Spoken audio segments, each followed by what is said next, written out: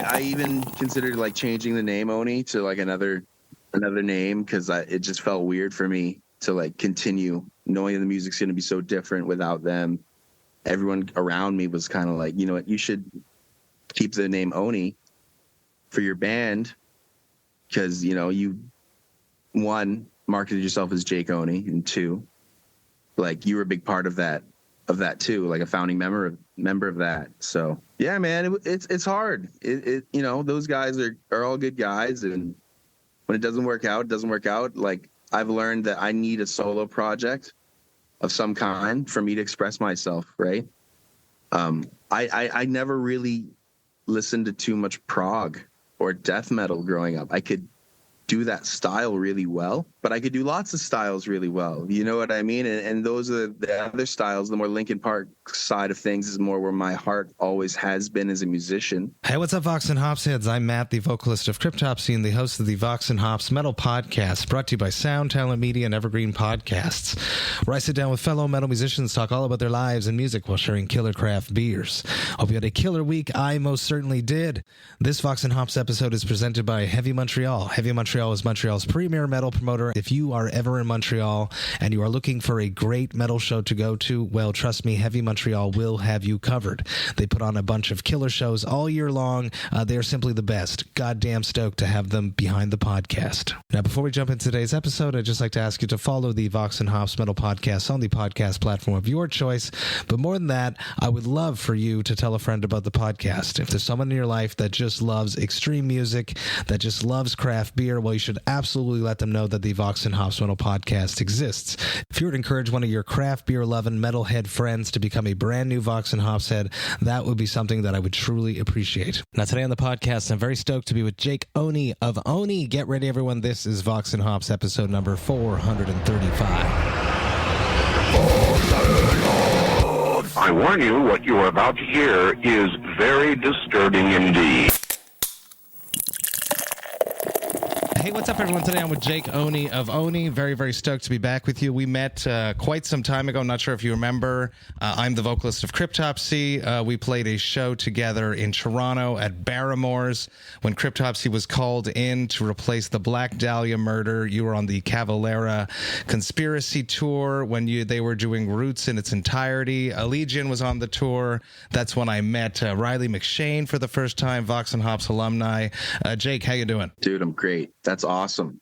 That was a good tour. That was a good tour. That was a good night. We just got pulled in just for that one show, and it was totally worth it. I think it was like Thanksgiving weekend, probably like 5-6 years ago at this point. It's crazy how much I've forgotten.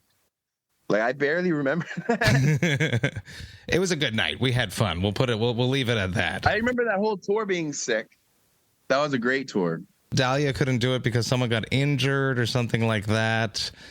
I don't remember the details, but we hopped on just for that one show in Toronto. We drove out from Montreal over there too, and that's where I met you. I remember we were up in the merch stands. Are you from Montreal? I am from Montreal. Nice. Absolutely. We just got back. We just finished our Carnival of Death tour. I love Montreal, man. It's one of my favorite cities in Canada, bro. Hell yes. Vox and Hops is typically where I hang out with my metal friends, talking about their lives and music while sharing killer craft beers. It's really early, so for myself, I will not be drinking a beer because I'm at home alone with my kids. What are you drinking? You're crushing a cold brew. Crushing a cold brew, bro. But I do like craft beer, too. Okay, well, we'll dig into that in a bit. For myself, I'm also drinking a nice little coffee, but I do have a very special beer here that I will present that was given to me on the Carnival of Death tour by my good friend Brad. This is Crushing Mass. It's from Three Floyds. It's a barrel-aged coffee stout, which I would have been drinking if it was a little bit, later in the day, but it's quite early right now, so it's a bit too early for this. Talk to me about beer. Take me back to your very first beer. Remember the first beer you ever drank? First beer I ever drank was a Heineken at my dad's bar in Cayman, and he made me try it, and it was pretty good. I must have been like 8 years old or something. That's cool that he was that open at that young of an age to allow you to taste the golden elixir. Like literally like the tiniest amount, like nothing, Just enough to wet your lips. At what point, you mentioned that you do like beer. At what point did you become a beer? I'm like a beer nerd. Like, I'm a craft beer enthusiast. I'm not a beer nerd. You know, I like craft beer. What did I have the other day? I think it was called like the Man Child, and it was like a peanut butter jelly craft beer. Oh shit! And it was super sour and delicious, and I loved it. We have a place in Cayman called Outpost. My friend Jesse owns. And they're like a craft beer video game bar, and they do a lot of cool stuff. So yeah, that's fucking cool. I like both of those things. So it sounds like a place that I would like to go visit if I ever came through Cayman. I also had an awesome mango habanero beer there, but I can't remember what that was called. But that's what I've been kind of vibing on recently, is the mango habanero and peanut butter jelly. I love it. Take me to the soundtrack of your youth. I wonder if your dad's just as important in this. What music was playing when you were not in control of the music? What music did your parents or guardians listen to when you were growing up? So my dad took me to see the Beach Boys when I was like really little. It's like one of my first memories, kind of, was being That's like sick, watching them. So I don't know anything else really. I remember like my mom listening to like Michael Jackson and stuff too. Hell yeah. So what would have been the very first thing that you got caught on to, something that caught your attention, that you brought into the house, that you subjected your parents to? Linkin Park. What was that? What was it about Linkin Park that caught you? They were just an easy first metal band for me, and it was the first band I ever really gave a fuck about. I remember being in Windsor, Ontario, and going to see them in Detroit. Hell yeah. Across the border when I was like really young, and I wanted to go. Like, you know, I begged my parents for a ticket type thing and went. And gotta crawl over the Ambassador Bridge. We've all done that. So many people that's a lucky thing that people from Windsor had, it was just a skip just across the bridge there, and you can get so many more shows. But yeah, good shows in Windsor too.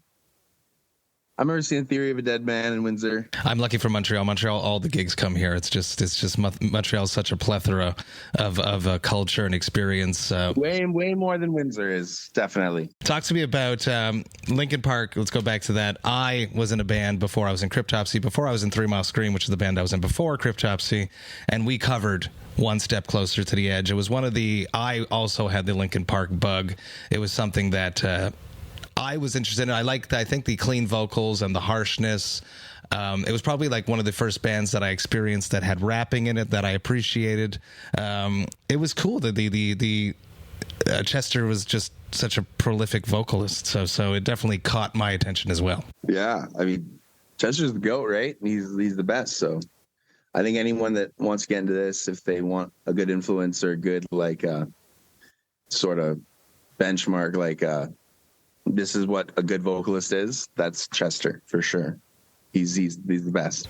Take me to you, going from the Beach Boys as your very first memories to falling in love with Linkin Park. At what point did you ever imagine or start envisioning that you would become a vocalist? When did you get that bug? When I was in like high school, middle school sort of vibe.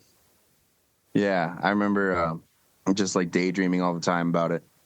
Like, or when I go see a show, you know, go see like Linkin Park or Nickelback or whatever, just being like, man, one day that's going to be me. I would do the same thing, like where you look around the room and it's more than just the experience of the concert. It's actually like taking in the grandeur of it all and putting yourself on that stage in your mind and looking out at the crowd. Is that something you did? Yeah, man, 100%. It's like, I want to add my name to the tapestry of greats, you know, like, just what it is. It's a cool thing that we got to do. I think it's cool. I just wrapping up a tour and then like going back to me being a kid and wanting that and then accomplishing that. There's nothing better than a live show, and there's nothing better than after a live show knowing you've done a great job. Absolutely. And like you're the front man and you go out in the crowd and everyone's stoked to see you, and it's just, there's nothing better than that feeling. Absolutely. And I have my guitarist, who's the producer of the band, Christian Donaldson, that's always there to tell me when I fucked up. So that's always a good thing to have in your band. Yes, exactly. Exactly. So that it makes the, when it goes well, that much better, you know? All the time we fuck up, which, you know, we're all our own worst critics. Absolutely. And then it's funny because then like in the world of the internet now, most of our gigs, as soon as we finished, are up on the line somewhere. And then you think that you've totally destroyed a whole section, and then you go back and you watch the video and you're like, oh, that wasn't that bad at all. Yeah. It's a really funny thing that happens nowadays, as opposed to like in the past where the things would just haunt you until the next gig. And then you go through that section again, the next gig, and you're like, oh, never mind. Oh, that's where I fucked up yesterday. Okay, I'm not going to fuck up today. Nothing like the internet to keep you honest. True. I appreciate that. You mentioned that Beach Boys was probably one of your first shows. What would be your first time on stage? I used to like jam all the time with my friends, but the first time like on stage was like a house show. Nice. At like my house. Yeah, if that counts. I don't know. It totally does. I also have those experiences and I count them. So because all the feelings go into that. Exactly. Yeah, even if it's just family and friends, like that mental preparation of getting onto and performing in front of someone is something you got to get through. That first time is such a heavy, weird experience. How was that for you? Were you guys ready? Were you guys crushing, or were you a little bit apprehensive? Were you a bit nervous? We definitely thought we were crushing. You're a bit younger than me, so I bet those exist on the internet, those shows. Most probably. Talk to me about the Silver Line. I experienced you many years ago in a different iteration of Oni. It's cool to see the evolution of what's happening. So talking about the evolution in the Silver Line and old Oni, new Oni. I started the band a long time ago with some good friends of mine. I still talk to some of them to this day, and it's one of those things that didn't work out, but I even considered like changing the name Oni to like another name, because it just felt weird for me to like continue knowing the music's going to be so different without them, and everything. And then everyone around me was kind of like, you know what, you should keep the name Oni for your band, because you, one, marketed yourself as Jake Oni, and two, like you were a big part of that too, like a founding member of that. So yeah, man, it's hard. Those guys are all good guys, and when it doesn't work out, it doesn't work out. Like, I've learned that I need a solo project of some kind for me to express myself, right? I never really listened to too much prog or death metal growing up. I could do that style really well, but I could do lots of styles really well. You know what I mean? And those are the other styles. The more Linkin Park side of things is more where my heart always has been as a musician. Like, I learned to scream like extreme metal because I loved Lamb of God, which is also nothing like old Oni, really. Like, I was a big Lamb of God fan growing up. And it's just one of those things, like, it didn't work out, for better or for worse. A lot of people online are very upset that, the xylosynth's gone, the style changed, and where are the old band members, all that kind of stuff. And I want to take this opportunity to kind of address sort of all that stuff. I have nothing but love and respect for all those guys.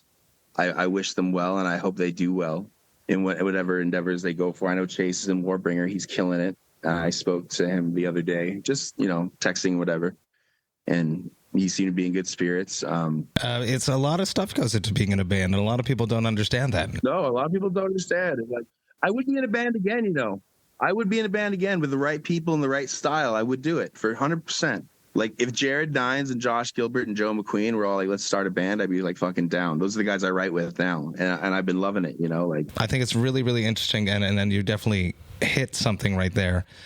This being, Oni being one of your first projects, a big project that your first. My first project. I've never been in another band than Oni. Oni's been around for a fucking long time, man. There you go. So when you start a project with someone, you make concessions, like you as an artist makes concessions when you're starting a band, because you want to have a band work, and every member has their own sort of influences coming in. And you found yourself in a technical death metal band, despite the fact of you not being from that world, and your your vibe coming more from Linkin Park, more from poppy metalcore. Yes, exactly. But you made concessions to make the band work. I remember no one wanted me to do cleans. in Oni in the first album. They were all like, one, you suck, and two, they don't need cleans. We don't need cleans. And I was always like fighting, to like put cleans on the song. Well, good for you to have the maturity to first off still be friends with all the members and have made that mature decision to. Not all of us are friends, man. I haven't spoken to Brandon in years. Like the guitar player from Windsor, I haven't spoken in years. It's we're not. I wouldn't say friends. I would say like his friends talk shit to me online. You know what I mean? In the comment section type thing. But what am I gonna fucking do, man? No, we Stop all get making music. No, we all get shit in online. Don't worry. Set. Like fuck that. Like I'm just doing my thing. Hell yes. I am excited that you've taken your own control of your own identity. The brand of the band is definitely you now.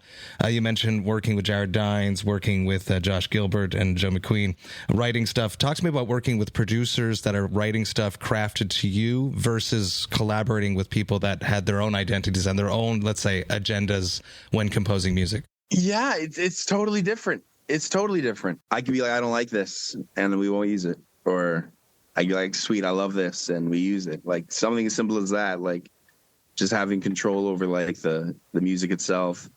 And Josh is such a good songwriter, man. Even if he did do like stuff that was a bit out of my wheelhouse, he would do it in a way where it was still catchy, still hooky, still like awesome. Like for me at least, Let's rewind just a little bit more. At what point, let's say you built this whole thing, you hit them up, you connected with them. What did you bring to the table to present to them so that they know what to bring to the table to present to you? Honestly, the only thing I could ever bring to a table musically is my vocals. So they knew what I was capable of, and they thought, man, Jake's never really been like sort of pushed to the edge of what he can do before. So let's make music to best, accommodate those vocals. Did you give them like groundworks, like here are the limits? No, like Josh at the time when I first started working with him was in talks with, I think, joining like Spirit Box. Mm-hmm. And he definitely has that modern metalcore sort of genty Spirit Box-esque sort of style. And I do my thing, and it just sounds good together. Like it's a match made in heaven. It's great. Have you heard the new album? I have heard a lot of it. Yeah. It's What's your favorite song? I am horrible with song titles, but I love the one with Howard Jones, and I really enjoyed the Howard one. Jones, yeah, Aura. Yeah, it's a great one. Fuck yeah, man. And I'm a huge Howard Jones Killswitch fan. I was like literally listening to his first Killswitch, The End of Heartache, yesterday. Because I got a new iPhone, and when you get a new iPhone and it says it's going to back up all your music and get it all back on, it didn't, but it did get that album, and I did listen to it yesterday morning. Talk to me about working with Jared Dines. Talk to me about connecting with a YouTube sensation, let's say. Talk to me about that relationship and how you coaxed him into working with you. Working with me? Yeah, it wasn't hard. I just sort of was like, yo, let's do some stuff. He's mutual friends with my mutual friends, or we have mutual friends, I should say, Howard and Josh and Joe. And yeah, we just hung out and instantly clicked. He's just the homie, He reminds me of a really good friend that I had that passed away. Just like his guitar playing and stuff. So yeah, man, he's awesome. I can't say enough good things about the guy. It's a dream to work with such a good guitar player and such a cool dude. He's the GOAT. He's the best. Fucking great content creator. I think he's funny as hell. Ultra talented. I enjoyed that the collaboration with Howard too. I can't remember the name now. That he did. It was very, very. I enjoyed it. Very Scion. It was called Scion. Yeah, I liked it very much. Talk to me about that whole recording process, bringing people out to the Caymans. Talk to me about their reaction of coming down there. It's a very different reaction, a different landscape to record in versus, let's say, coming to Montreal. I love bringing people here that haven't been here before because there's so much cool shit to do here. And something like hold a stingray or whatever in the water, they lose their fucking minds. I would imagine so. That's something to me that I've done before. So it's like, if I was doing it by myself, it wouldn't be as fun, but seeing it through their eyes, it's like awesome. I watched all the videos. I saw the prep work, which is what spurred me to want to talk to you. Honestly, I actually wanted to hit you up. When you came through, when you opened for Megadeth, and it just didn't happen. You should have, dude. We got to do a song together sometime. I'm down. I'll put some deep gutturals over anything you want. Talk to me about doing these massive tours. You guys are on 5B. I'm sure that helps a lot. Connected to the right people, getting into the right conversations, having the right connections. It does, man. Like 5B have put us in a place where we would never have been without them. Mm-hmm. You know what I mean? Straight up. Like they strapped a rocket to my ass from day one and just sent me in the sky. Like they're awesome. I can't say good enough things about them. Yeah, we've been very fortunate, man. Very blessed, very fortunate to have these good opportunities in our camp. And I've been very blessed. And yeah, I don't take it for granted. I'm grateful every day, and I try to live up to the pressure of having that expectation. You know, that's the key. So whenever I write a song, whenever I play live, that's in my head. It's like, I can't fuck this up. How do you deal with that pressure outside of just performing and nailing it? That's the only way. You know, like, I think music is such a therapeutic thing, mm-hmm. because it's like making slits in a balloon and letting the gas out. Like, you need to exercise what you've been through and express what you've been through. And so many people walk around and they have no outlet to do that. And it's just so unhealthy. It's true. You have a lot of people around you, a lot of people working with you. Do you have someone that's more than a yes man, someone that talks the real shit? Yes. My wife.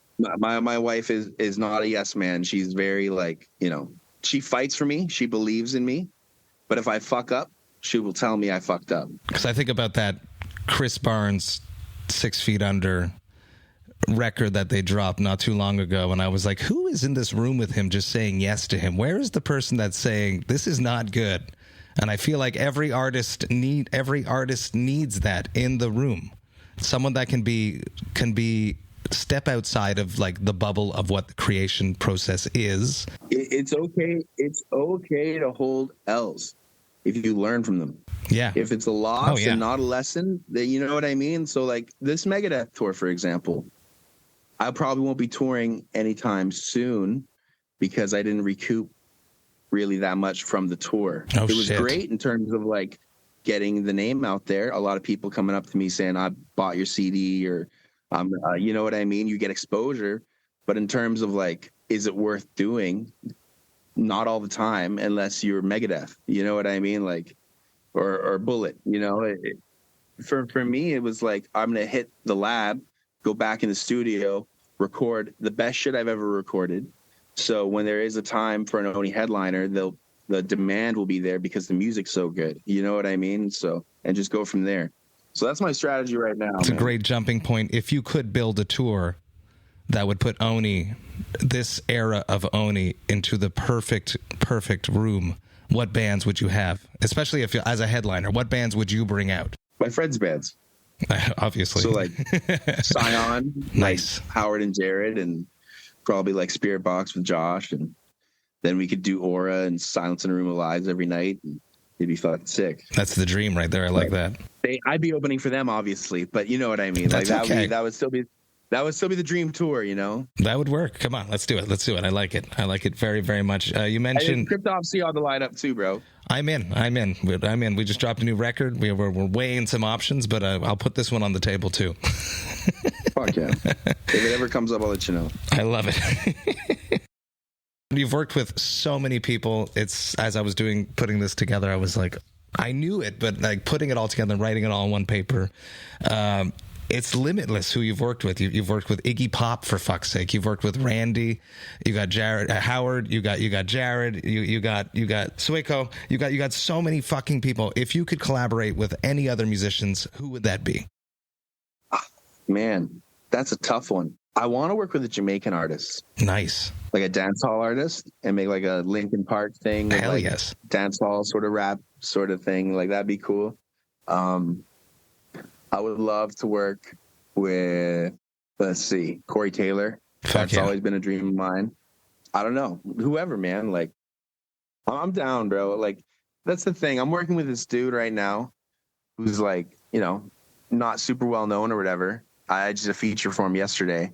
I don't care if you have like, you know, from 5 monthly listeners to like 5 million monthly listeners. Like, if the song's good, I'm probably gonna jump on it if you let me. You know, I'm just a fiend for music. So, but I would love to do also something with like a female vocalist, like a Demi Lovato or something. I think that'd be sick. Damn right. Yeah, I do think reflecting the Cayman side of your personality, of your identity, would be something that would be very, very interesting to reflect into Oni. Yeah, I mean, I used to do shows here a long time ago. It's just, you know, different kind of place, but I would love to. I would definitely love to. I interviewed a band from Trinidad called Lynchpin, and they were talking about them building the scene over there and talking about how the culture is extremely different and how they are typically regarded as like Satanists. Yeah, that's always the fucking once I do the growls, man, I lose everybody. Exactly. Like they're just like fucking, they lean heavily into it though. And at the time when I was like in a fucking tech death band, it didn't really help. So it was just, you know, one of those things. It's a different culture thing. So the more that extreme music becomes more prevalent across modern culture, as we've been seeing in Stranger Things with Ride the Lightning and all the other Metallica songs that have trickled into mainstream media, more and more people are going to become more accepting of it and realize that even if we look extremely evil on stage, we tend to be really nice guys in real life. Nice guys, man, just chilling, you know, vibing. We just vibe in a different way. You mentioned cutting the slits in the balloon to release pressure. Something that's important to me is talking about mental health on the podcast. What do you do? I imagine it is music. What do you do to cope when you're feeling down? What is your tactic to pull you out of the mud? Jeez, man. Stay grateful. And, you know, I lean to my family and I pray.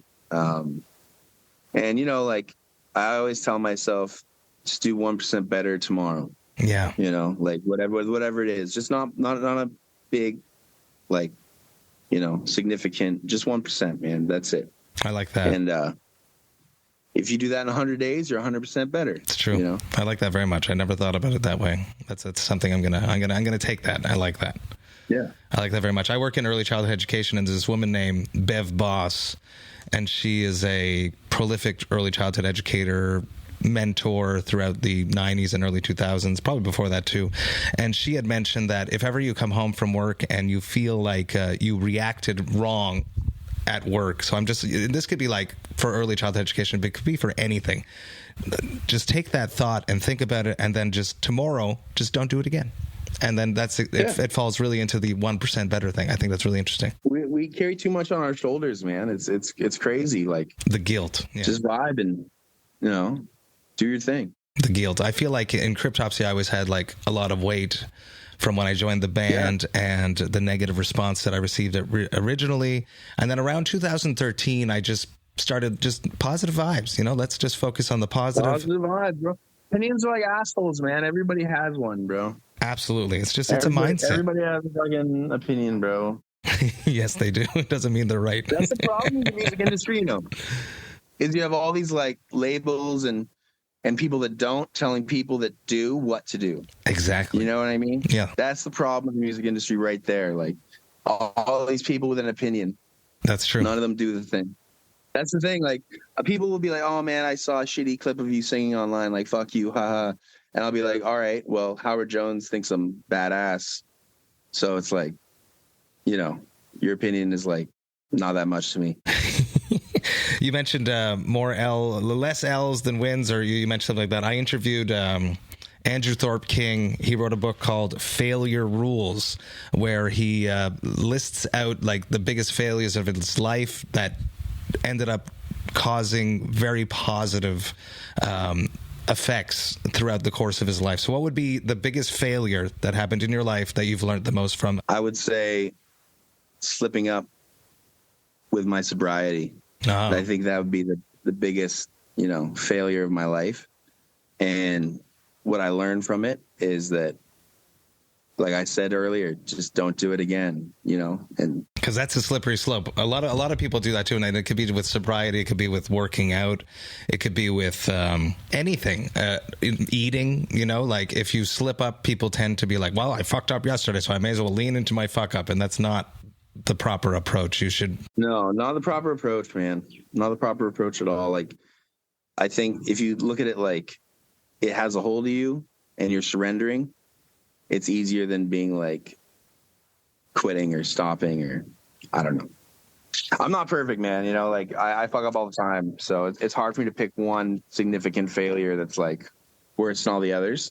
That's why life is a journey. We got to get through those valleys to get to the peaks. Like even cigarettes, like I wasn't smoking a year ago. It's not hurting your voice. That's started smoking now. I'm probably gonna quit soon. I've quit before. It doesn't really affect my voice too much, to be honest. A lot of people see that. Like a lot of people would say that, like, and I can't believe that they smoke, but so many singers that I've toured with smoke. Yeah. So many, and it doesn't affect their voice in the least. It doesn't affect my voice. I don't, like maybe it will for the first like 5 minutes of singing while I'm like still warming up, but then after that, it's fine. You know, it's no different. I love making collabs. I've released over 80 beers because that's my main passion of my life. I've released coffees with Cryptopsy. I've done teas with Cryptopsy. What would be the very perfect Oni collab? It doesn't have to be a beer. It doesn't. What would, like, it'd be any product. What would be something that would... Magic the Gathering card. Yes. I'm an avid nerd for Magic. I love card games and collectible cards. I always have. So Magic would be like the dream collab for me. Like how Post Malone had like Post the Enchanter, like Xur the Enchanter, but with Post Malone on it. I would love for them to take like a badass character in Magic and have like an Oni demon on it who's me, you know? That'd be cool. I think that's cool. I like that very much. I have one last question. I typically wrap up with this. I'm not sure if it applies, but we'll try it out. Every once in a while, it happens to everyone. What is your hangover cure? Hangover cure? Something greasy, man, like a full English breakfast. Hell yeah. With like hash browns and bacon and all that shit. Hell yes. Jake, thank you so much for taking the time, hanging out with me, talking about your life, talking about music, talking about craft beer just a little bit. I had a pleasure. I'm bummed it's over, to be honest, man. I still got like 14% on my phone. I can keep talking. I appreciate it. I got my kids roped up in the other room. Not literally. I'm looking forward. Next time you come up through here in Montreal, I'm going to come hang out. If I'm ever around anywhere near, come hang out. Throw me that idea for me to scream on something. I'd be more than stoked. 100%, man. We'll go back and forth on some dueling dragon screams. It'll be sick. I'm super down. Everyone get ready. The Silver Line came out October 13th. Check it out. Cheers. All right, later, man. Hey, thank you all so much for listening right to the end. You know that I love and appreciate that. Man, this was an awesome conversation. I'm super stoked that I reached out to connect with Jake. Having played with him all those years ago, to watch him now, just blown away by how much he has taken control of his musical identity. He's really just leaning into what he loves, what he always wanted to be, and I think it's super cool that he's done that. I would be more than willing to take him up on that offer to fly down and record some harsh vocals with him. I know that he was joking, but I'm just throwing it out there into the universe. I would be very stoked to do that. It looked really cool when I watched all the content online, and I would be super, super down to do that. Go check out The Silver Line if you have not yet. It is a perfect reflection of who Jake Oni is, and it is filled with bangers. Now, if you enjoyed this Vox and Hops episode, you should sign up to the Vox and Hops Metal Podcast mailing list. You can do that on my website, voxandhops.com. That's VOXANDHOPS.com. And when you do that, you shall receive one email a week that contains all of the details of everything that has happened recently in the world of the Vox and Hops Metal Podcast. You get to see which episodes I dropped recently. You will get to see which episodes I have coming up. You will get to hear about any projects I have in the works before I announce them to the public. You will also get to find out what's going on in the world of Cryptopsy, and with As Gamora Burns dropping just last month, we have a lot of stuff going on. So if you want to be up to date in that, sign up to the mailing list. The mailing list also includes all the details of all the albums that the Vox and Hops album review crew have reviewed recently, and you will get to see which albums Jerry Monk, Vox and Hops' Metal Architect, has added to the Brutal Awakenings playlist. There's always a lot of stuff going on in the world of the Vox and Hops Metal Podcast, so please do me a favor and sign up to the mailing list, because I hate when you miss a single thing. The Vox and Hops Metal Podcast is brought to you by Sound Sound Talent Media and Evergreen Podcasts. I hope you have a killer rest of the week. I will be back next week with an episode that I recorded when I was at the Mexico Metal Fest a few weeks ago. But until then, remember to enjoy life, metal, and craft beer. Cheers, Vox and Hops heads.